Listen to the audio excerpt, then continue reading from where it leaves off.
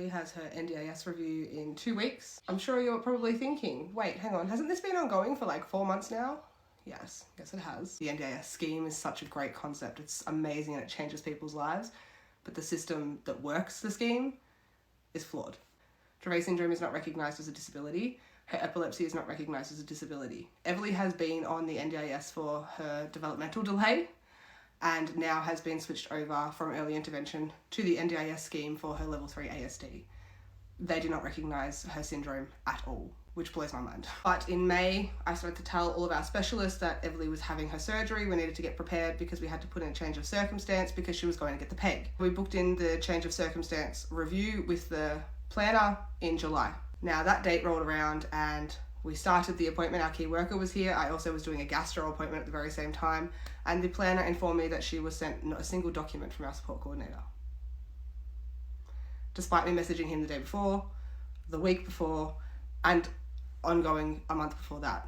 I'm going to skim over that because the fury that created for me and the lack of accountability when our whole life would stop if it wasn't for the funding that we have.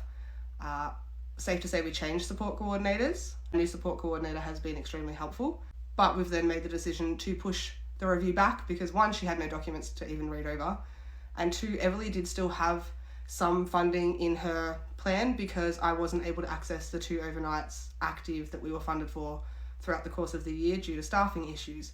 So she was concerned that maybe Everly had too much in her plan and they were going to come back and say that, well, she's still got money, why are you coming to us? So we pushed it from July to September, which is in 2 weeks' time. I've had a knot in my stomach since May. Everly is about to turn 5, so therefore things tend to change because the NDIS assumes that the child will be heading into the educational system and not as much support will be needed. Whereas with Everly, it will be on a different capacity to other children, regardless of if they're typical or not. She may go 3 days a week, she may go 2 days a week, she may make it 1 hour, she may make it 4. We don't know what that's going to look like. But from May through to July, and even from July through to now, these are all of the reports that we are going to submit. Are they going to read these? Absolutely not. If I didn't submit them, would they still throw her plan out? You bet they would. We've spent a significant amount of her funding on all of these reports. They might read 1, maybe if we're lucky. So to give you a picture of what families have to do every 12 months to prove that their child still has a disability, we have to relive this over and over and over. First up, we have an 11-page report from our support coordinator, which the new one did because our old support coordinator hadn't even written a report yet. A 1-page report from a speechy who helped us get the AAC. While she doesn't see Everly on a permanent basis, I asked if she could just write a letter of support to show why Everly would need funding for speech, especially with her communication device. I don't know how many page report from her OT. I want to say about 20 pages. But they're not numbered. We have an 18-page report from our physiotherapist. I have gone ahead and done the carer burden scale to also add to the report. Also did the Sydney Burnout Measure Scale, which is more for employment and for staff, but if you looked at it from a carer point of view, it's a job. It's a full-time job caring for Everly. The amount of phone calls and emails I feel today is wild. I have to juggle all of that. So I did the Sydney Burden Scale to show as well that if I was in a workplace, what you're asking of me would be unreasonable. Followed by an 8-page report from her key worker. They're just the reports explaining Evie's disability, why we need the support we need, what extra or additional funding we may need because she's growing and changing and her condition is progressing.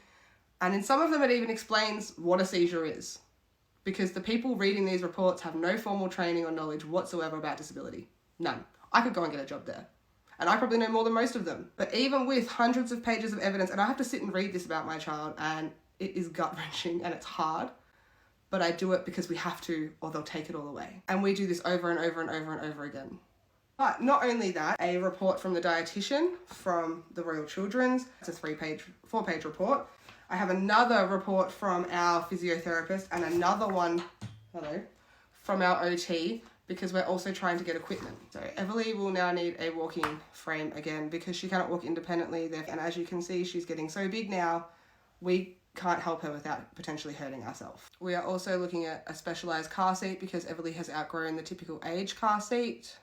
This one comes with neck and head support. It can recline and we can swivel the car seat out to us. So when we're transporting from the wheelchair to the car seat, it's less risk on the carer's back putting her in and out.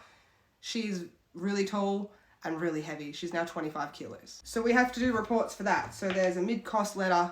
On top of the reports that state we need these, we then have to do trials of the equipment and then explain why this equipment would be more cost effective than A, B, C, and D equipment, and why this specific piece of equipment is needed over another specific piece of equipment. I'm going to show you an example. In this specific part of the report, it states that this is the walker Everly used to use. But in this part, it shows the one we want to get. It also explains why the old piece of equipment is no longer viable. Now, reports like this, I totally get why we need to do. Of course, we need to explain why we need the equipment we need. That's so fair, but we also explained it in the other reports. Whoever's reading this is going to get fatigued from reading it and stop reading and just be like, you know what, this is too hard. Either approve it or decline it and send it to the next person. And then I have to fight that and provide more proof, more reports different to these ones if they decline it, which they've done many, many times before. Pretty much every time. I think I've had once or twice where the NDIS made the process easy. And then I think it's 60 days to give them more evidence on top of all of this evidence, and they can still decline it, which means then I have to go to tribunal or court to fight for what Everly needs. And in 70% of cases, it's approved anyway. The amount of money they're wasting blows my mind, but anyway. I also had to get the mid-cost report for the car seat as well, with 12 pages. Plus I had to get a certificate to state that Everly is unable, this is to certify that the person named in this document is unable to travel in accordance with the Victorian Road Safety Rules Act because the car seat is European. It doesn't include all the phone calls I make and emails I send, and I'm so drained. That's a teeny bit of, this is a full-time job. It's so stressful.